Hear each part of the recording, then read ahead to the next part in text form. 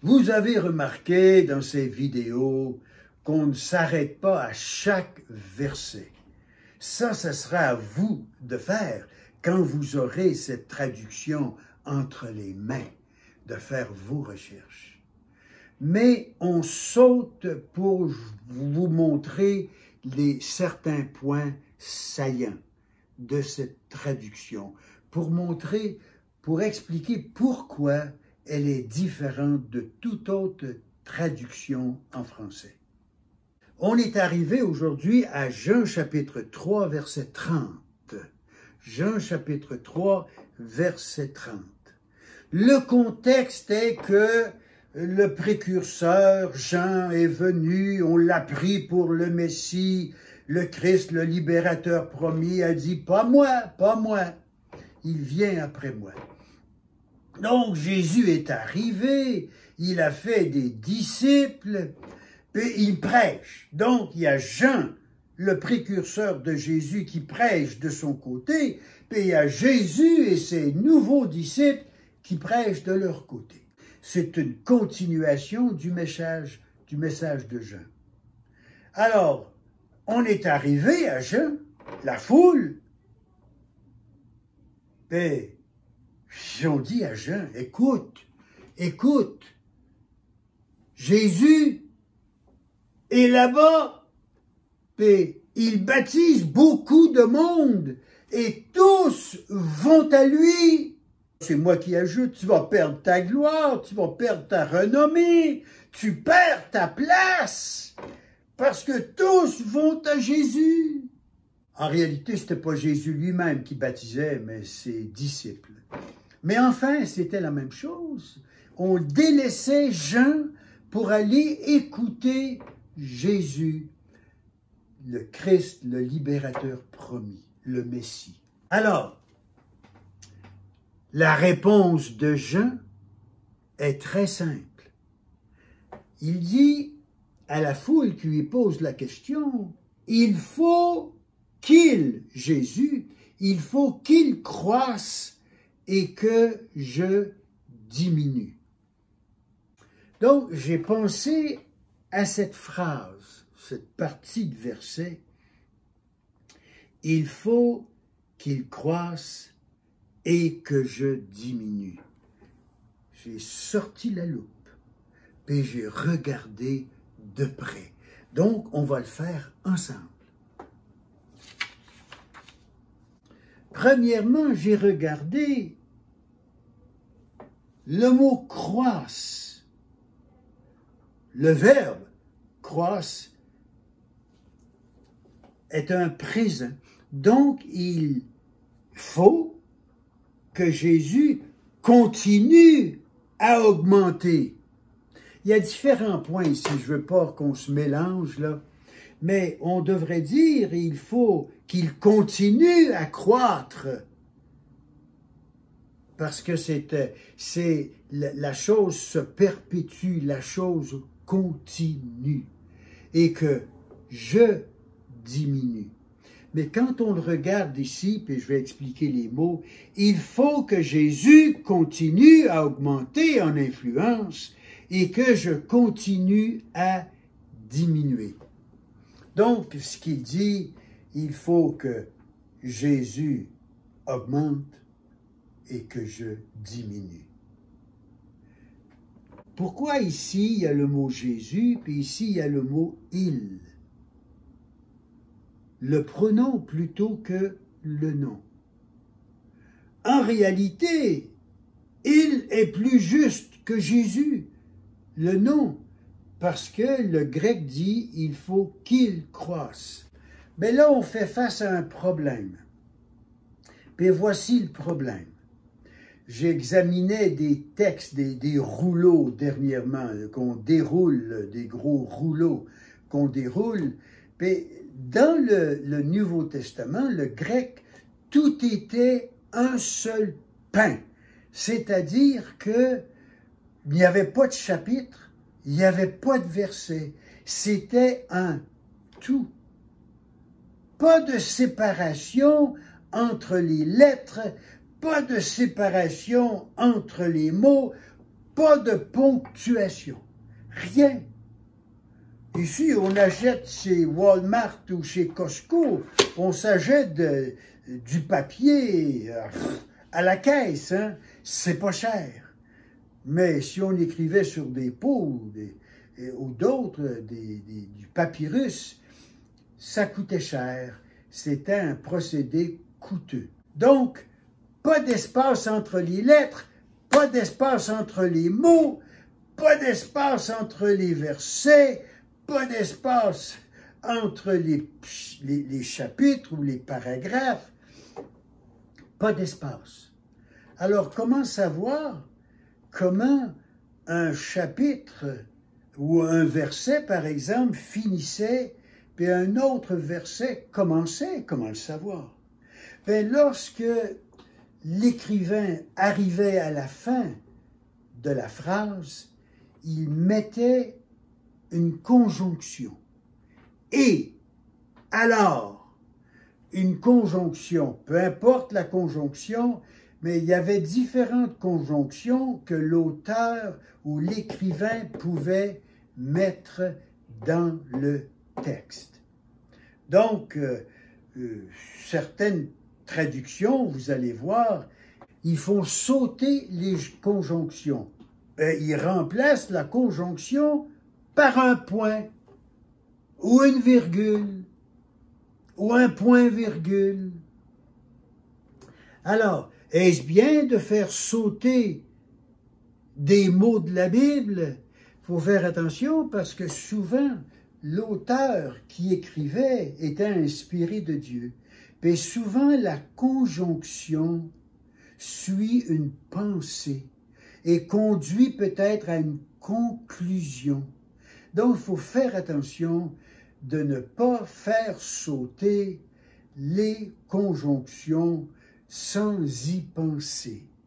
Donc, il y avait à l'origine un pain, pas de chapitre, pas de verset, pas d'espace nulle part.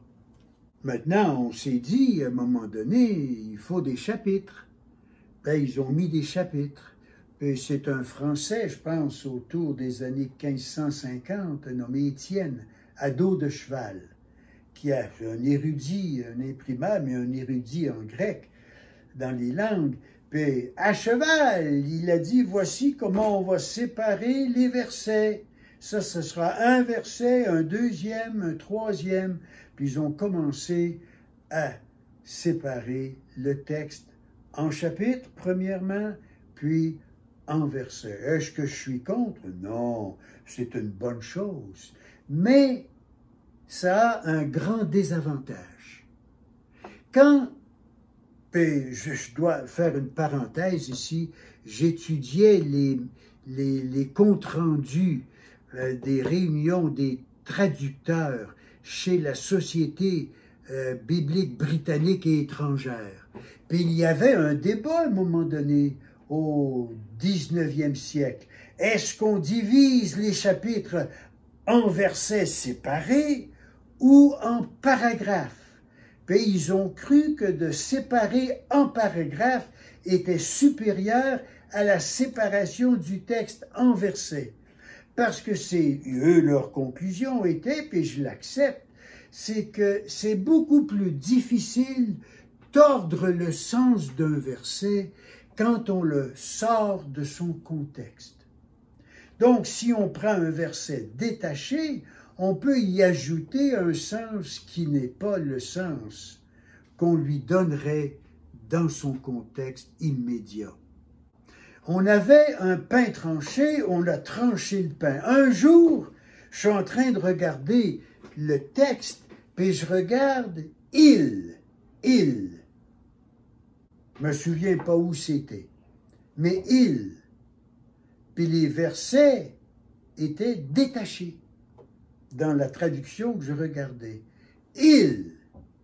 Donc, je regarde le verset précédent pour voir de qui il parle. C'est qui il? Donc, le verset précédent, aucune indication. Je regarde le deuxième verset. Aucune indication qui il est.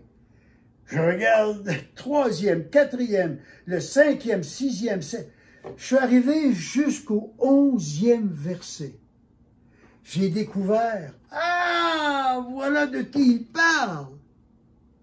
Donc, j'ai pris l'habitude, c'est une règle que j'ai établie. Moi-même, je ne sais pas si d'autres le font, mais si le nom est trop loin du pronom, je change le pronom contre le nom.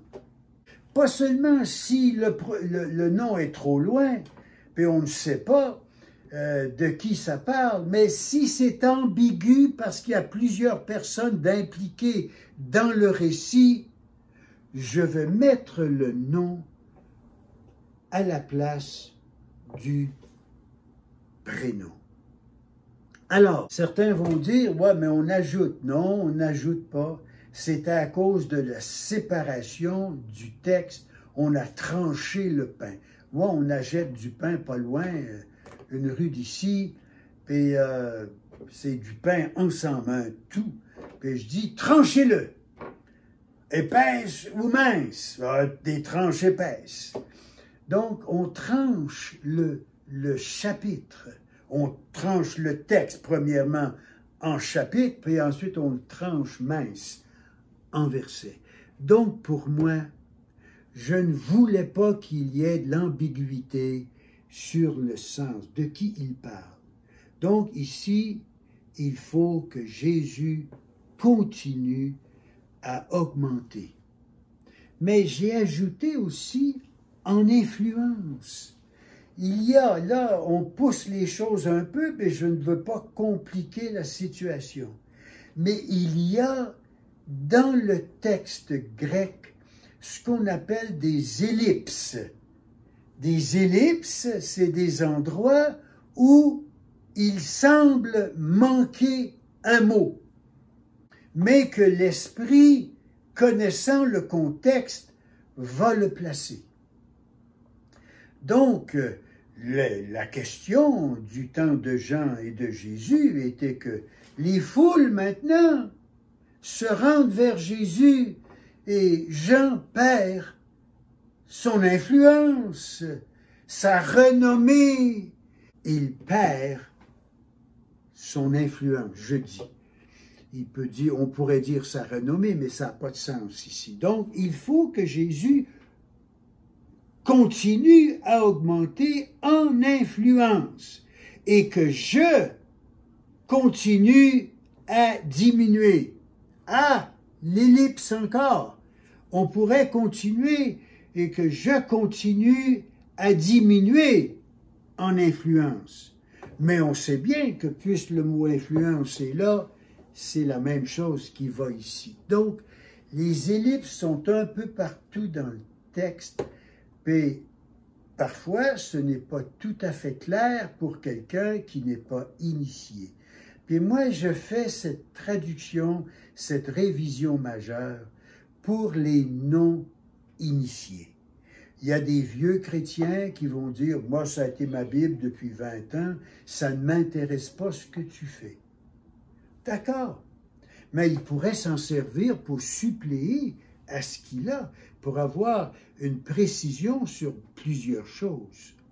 Mais moi, je le fais pour un chrétien, pas pour un chrétien, mais peut-être pour quelqu'un qui se dit chrétien, mais ne l'est pas. Il n'a aucune expérience dans la Bible. Il ramasse pour la première fois une partie de la Bible, puis il veut comprendre. Donc, je simplifie le français, je simplifie le texte, j'explique les mots clairement pour que quelqu'un qui n'est pas un habitué à la Bible puisse comprendre et être convaincu par le Saint-Esprit. J'espère que si vous êtes un chrétien habitué, un chrétien de vieille date, un bon chrétien, que vous allez quand même pouvoir lire et jouir des vérités qui sont révélées ici. On va vous en montrer d'autres à la prochaine.